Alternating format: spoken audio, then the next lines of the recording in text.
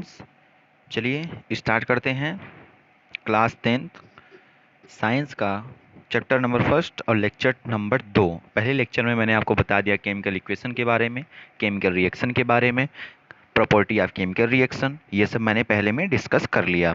ठीक है, अब चलिए देखते हैं टाइप्स ऑफ केमिकल रिएक्शन। तो यहाँ पे आप देख रहे हैं कि सबसे पहला टाइप कौन सा है? Combination reaction. सबसे पहला टाइप कौन है? Combination reaction. तो ये कॉम्बिनेशन रिएक्शन क्या होता है? चलिए इसके बारे में हम बात करते हैं कि कॉम्बिनेशन रिएक्शन क्या होता है। तो आप यहाँ पे देख रहे हैं कि those reaction in which two or more substance combine to form a single substance. मान लीजिए कि एक सबस्टेंस है ए और दूसरा है बी, तो ये दोनों आपस में मिलके एक सिंगल सबस्टेंस बनाते हैं, उसे कहते हैं सी। कॉम्बिनेशन रिएक्शन किस रिएक्शन को कहते हैं? दो रिएक्टेंट आपस में मिल करके एक प्रोडक्ट बनाएंगे तो उसे क्या कहेंगे? Combination reaction. तो देखिए यहाँ पे एग्जांपल इसका क्या है। तो यहाँ पे देखिए इसका एग्जांपल दिया है कि 2C2H2 किसके साथ रिएक्ट कर रहा है? 5O2 के साथ, और क्या बना रहा है? 4CO2 बना रहा है और प्लस 2H2O बाहर निकल रहा है। तो ये कंपाउंड बन रहा है मेनली और ये बाहर निकल जाता है। ठीक है, तो एक मेनली कंपाउंड बन रहा है और ये गायब हो जाता है, बाहर निकल जाता है। ठीक है, तो चलिए दूसरा एग्जांपल देखते हैं। तो दूसरे एग्जांपल में क्या दिया है? दूसरे एग्जांपल में दिया गया है कि N2 और 3H2, N2 3H2 मिलके क्या बना रहा है?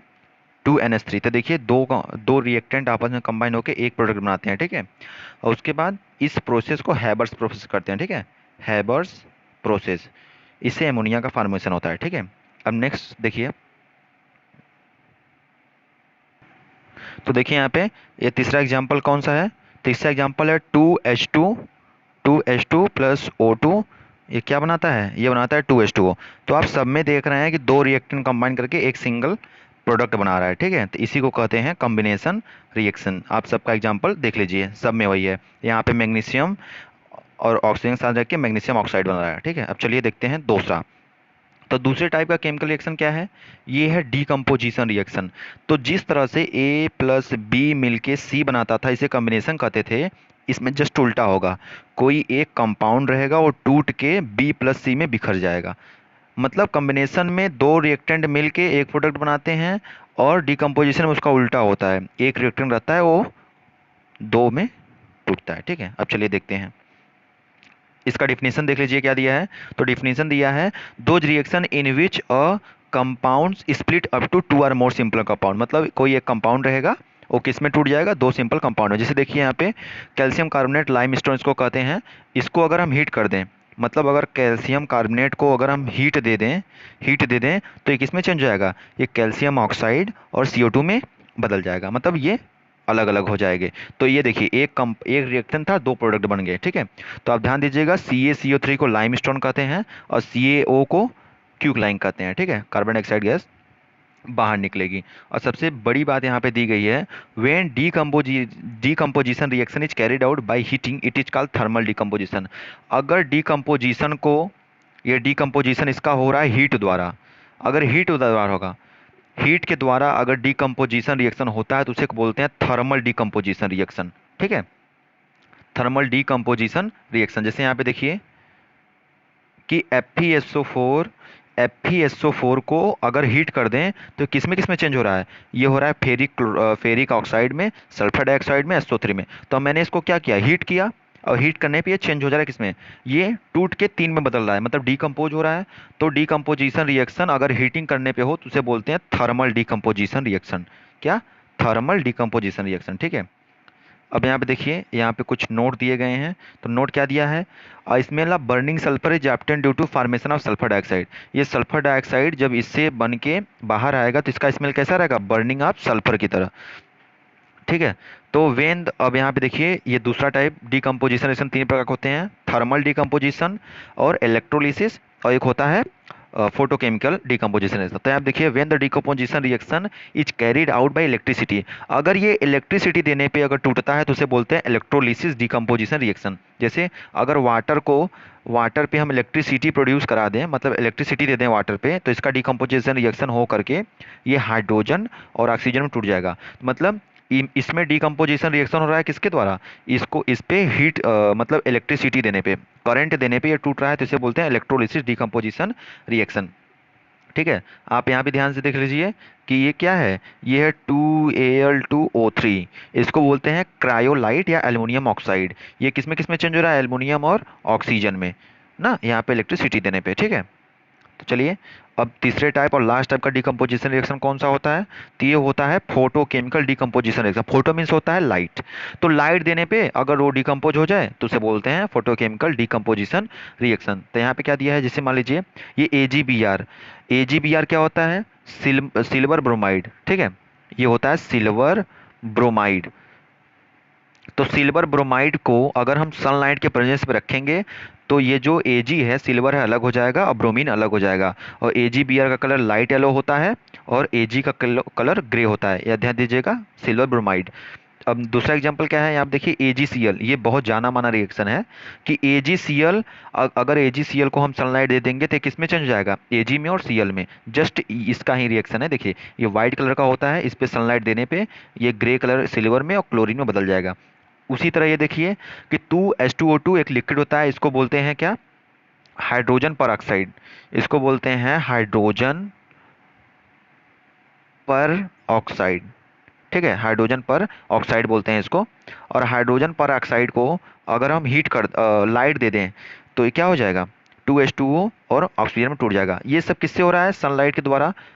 ठीक है, इस पे हम सनलाइट लाइट दे रहे हैं तो किस में टूट रहा है, टूट जा रहा है ना। तो इसे डीकम्पोजिशन रिएक्शन अगर सनलाइट द्वारा हो तो इसे क्या कहते हैं, फोटोकेमिकल डीकम्पोजिशन रिएक्शन। ये नोट क्या लिखा है, ध्यान से देखिए। ये नोट लिखा है, the digestion of food in our body is an example of decomposition reaction. जो हमारे बॉडी में खाना पचता है, जो हमारे मुंह में फूड डाइजेशन होता है, फूड डाइजेशन होता है ना, डाइजेशन ऑफ फूड जो होता है स्टोमच में, वो एक तरह का क्या है, डीकम्पोजिशन रिएक्शन। खाना टूटता है जाकर के तभी पचता है। ठीक है, अब चलिए देखते हैं next type D chemical reaction. ये क्या है, डिस्प्लेसमेंट रिएक्शन। अब डिस्प्लेसमेंट रिएक्शन, डिस्प्लेस मीन्स कि हटा देना। हटा देना मतलब किसी को हटा देना, डिस्प्लेस कर दिया ना। तो चलिए, those reaction in which one element takes the position of other element. मतलब एक एलिमेंट दूसरे एलिमेंट का पोजीशन ले लेता है तो उसे क्या कहते हैं, डिस्प्लेसमेंट रिएक्शन। ठीक है, तो डिस्प्लेसमेंट रिएक्शन पढ़ने से पहले आपको मेटल रिएक्टिविटी सीरीज मालूम होना जरूरी है।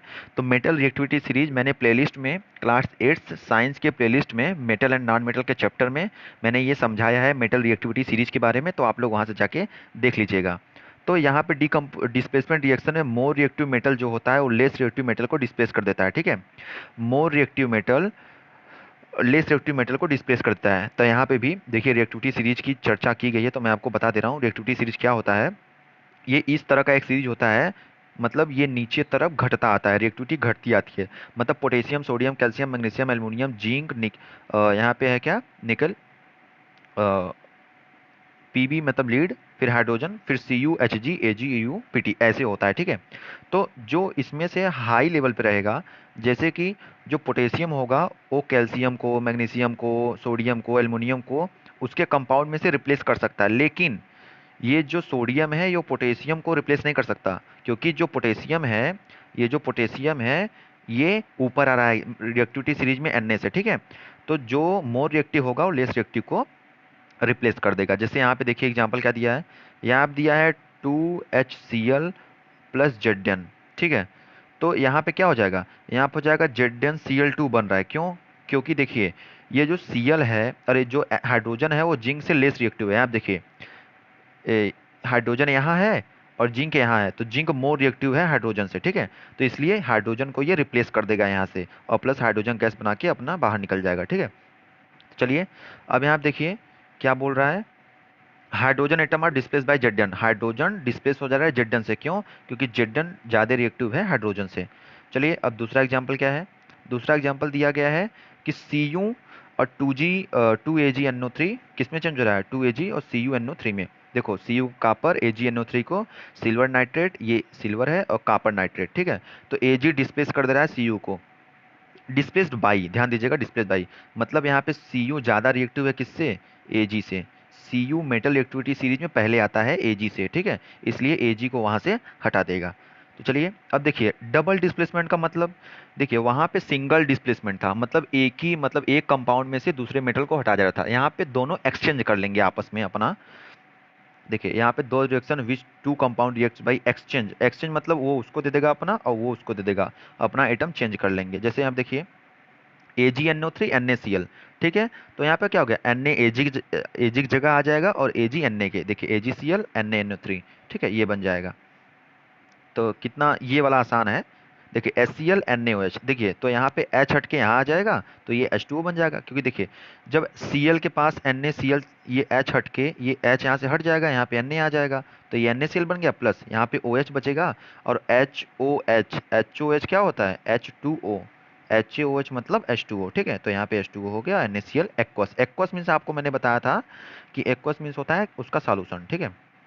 तो चलिए अब तीसरा देखते हैं एग्जाम्पल क्या दिया है। तीसरा दिया बैरियम क्लोराइड कापर सल्फेट से रिएक्ट करके क्या बना रहा है, बैरियम सल्फेट और कापर क्लोराइड। क्यों, यहाँ पे Ba और Cu आपस में एक्सचेंज कर रहे हैं, Ba SO4 के पास चला आ रहा है और जो Cu है मतलब डबल दो दो जगह डिस्प्लेसन हो रहा है ना। देखिए एक यहाँ हो रहा है, एक ये कर रहा है, और एक मतलब जब दो जगह डिस्प्लेस हो रहे हैं तो डबल डिस्प्लेसमेंट रिएक्शन, ठीक है।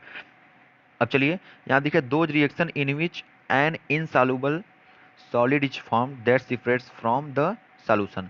ऐसा रिएक्शन जिसमें इनसॉल्युबल सॉलिड फॉर्म होता है जो कि मतलब किसी भी सॉल्यूशन से सेपरेट हो सकता है। जैसे मान लीजिए कि ये कोई रिएक्शन है, इस बीकर में कोई रिएक्शन हो रहा है, ठीक है। मान लीजिए इसमें दो कंपाउंड ऐड हैं, एक रेड कलर और एक मान लीजिए ब्लू कलर।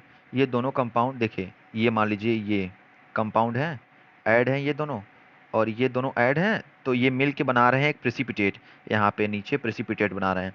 तो प्रेसिपिटेट क्या होता है, प्रेसिपिटेशन रिएक्शन वो होते हैं जो इनसॉल्युबल सॉलिड होते हैं, मतलब वो रिएक्शन में घुल नहीं पाएंगे, और जब घुल नहीं पाएंगे तो उनको फिल्ट्रेशन करके आसानी से वो निकाला जा सकता है, ठीक है। उस रिएक्शन को कहते हैं प्रेसिपिटेशन रिएक्शन। तो चलिए ये देख रहे हैं आप कि ऑक्सीडेशन एंड रिडक्शन रिएक्शन क्या होते हैं, ऑक्सीडेशन एंड रिडक्शन रिएक्शन। तो ये मैं अगले लेक्चर में आप बात करूंगा, क्योंकि इससे पहले हमें आपको बताना होगा ऑक्सीडेशन के बारे में, ऑक्सीडेशन क्या होता है और रिडक्शन क्या होता है, ठीक है। इन दोनों के बारे में हम बता लेंगे, तभी हम इसके बारे में चर्चा करेंगे। तो लेक्चर नंबर 3 रहेगा हम लोग का। तो चलिए आप लोग को आशा करते हैं यहाँ तक समझ आया होगा। तो चलिए इसके लिए थैंक यू, और इसे शेयर कर दीजिएगा और अच्छे से पढ़ाई करिए। और कोई दिक्कत हो तो कमेंट में ज़रूर पूछेगा, मैं ये चैप्टर ख़त्म करने के बाद आप लोग को क्वेश्चन भी दूंगा, ठीक है। तो थैंक यू, और शेयर कर दो और खूब सब्सक्राइब कर दो, ठीक है। Thank you friends.